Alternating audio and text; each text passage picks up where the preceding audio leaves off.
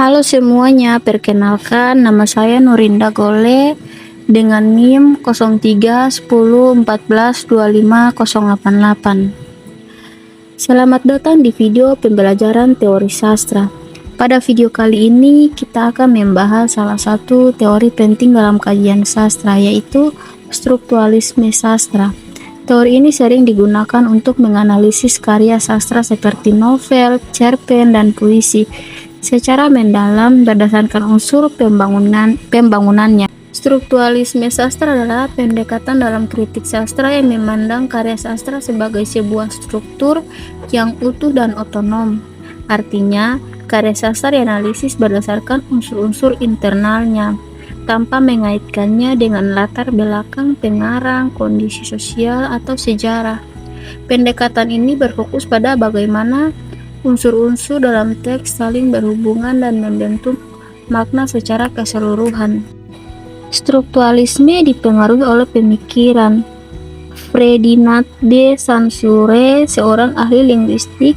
Ia menyatakan bahwa bahasa adalah sistem tanda yang terdiri dari dua unsur, yaitu penanda.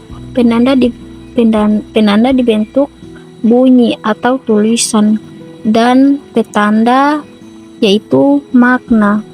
Dalam sastra, konsep ini digunakan untuk melihat bagaimana struktur bahasa dan cerita membangun makna dalam teks. Dalam kajian strukturalisme sastra, analisis difokuskan pada unsur intrinsik karya sastra, antara lain: yang pertama, tema. Tema adalah gagasan pokok atau ide utama dalam cerita. Yang kedua, tokoh dan penokohan. Tokoh adalah pelaku cerita, sedangkan penokohan adalah cara pengarang menggambarkan karakter tokoh. Yang ketiga, alur. Alur merupakan rangkaian peristiwa dalam cerita, mulai dari pengenalan, konflik, klimaks, hingga penyelesaian. Yang keempat, ada latar. Latar mencangkup tempat, waktu, dan suasana terjadinya peristiwa. Yang kelima, sudut pandang. Sudut pandang menunjukkan posisi pengarang dalam menceritakan kisah, seperti orang pertama atau orang ketiga. Dan yang terakhir, ada gaya bahasa. Gaya bahasa meliputi pilihan kata, majas, dan struktur kalimat yang digunakan pengarang. Semua unsur ini saling berkaitan dan membentuk kesatuan makna dalam karya sastra.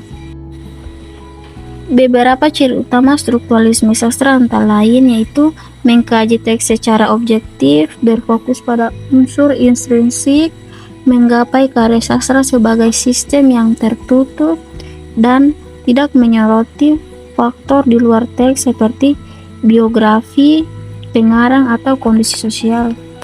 Strukturalisme sastra membantu kita memahami karya sastra melalui struktur internal teks. Pendekatan ini sangat cocok digunakan sebagai dasar analisis sastra, terutama bagi pemula. Terima kasih sudah menonton video ini. Semoga bermanfaat dan menambah wawasan kalian tentang teori sastra.